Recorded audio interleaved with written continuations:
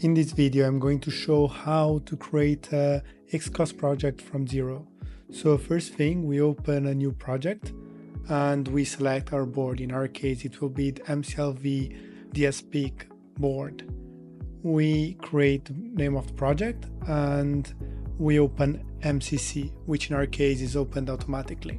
Afterwards, when the project gets open, we will have to select X2C as a device resource, double click and then go to libraries, select X2C and then click in open. If we did the setup correctly, Scilab will open automatically and the model created from X2C will also be created automatically.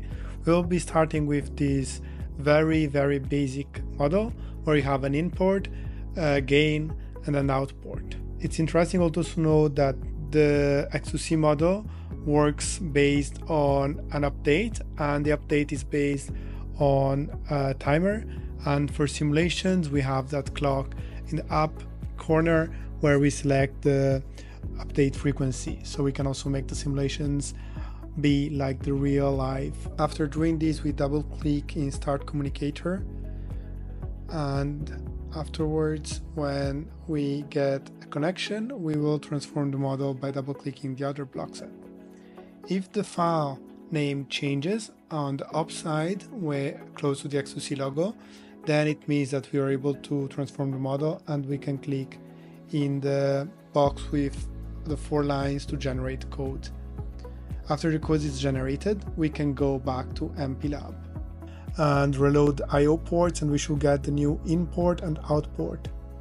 It's important to note that you will have to reload the I/O pins every time you introduce a new import or output. But if you don't create new imports or outputs, MCC configurator, after these modifications that I will introduce you, can stay unchanged.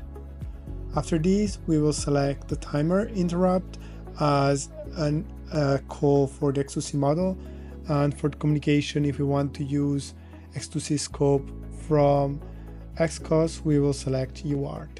Now, since we didn't select which pins are the import and which pins are the output, we'll have to select our IOs. But before that, we should check that the X2C timer is set correctly.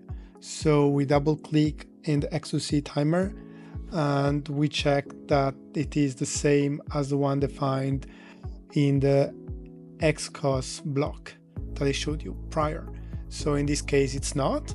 We put it to seconds and we put the same exact time as the other block, and that's it. Now we will select our pins. In our case, we will select the input pin and an output pin, which will be switch 1 and LED 1 of the LFMC board. For that, we are going to select them using the pin package view, and afterwards we are going to rename them, such to be easier to do the function calls to actually read from the pin and write to the pins.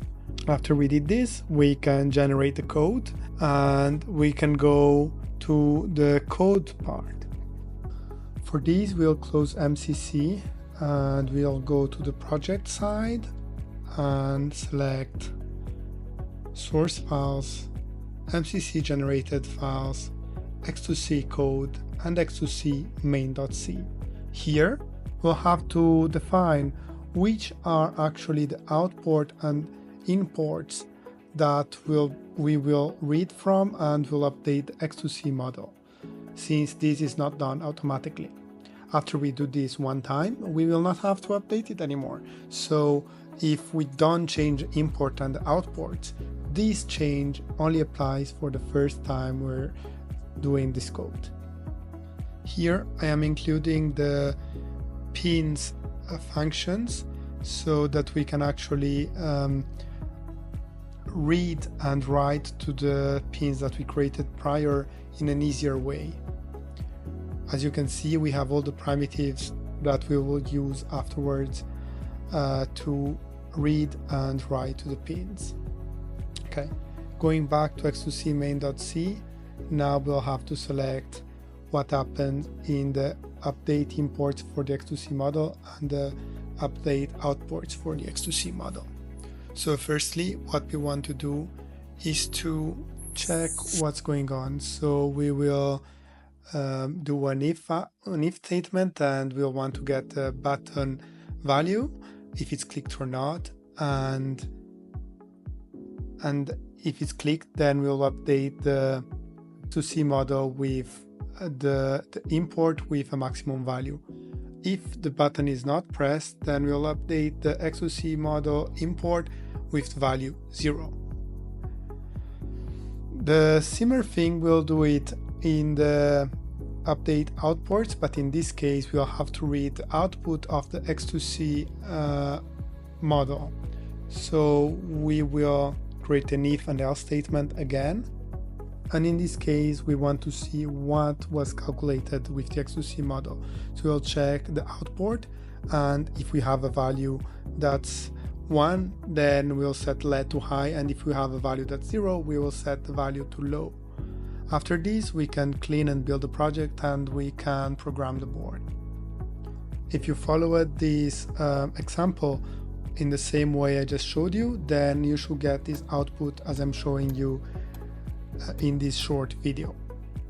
And of course, now you can try with more complex models by using all the reference designs and reference projects which do motor control and other applications, since usually you won't want to start from 0. But if you want to use a board that maybe it's not supported or maybe doesn't have any example, you can follow this example to create the first steps for a project with XCOS and X2C. Thank you.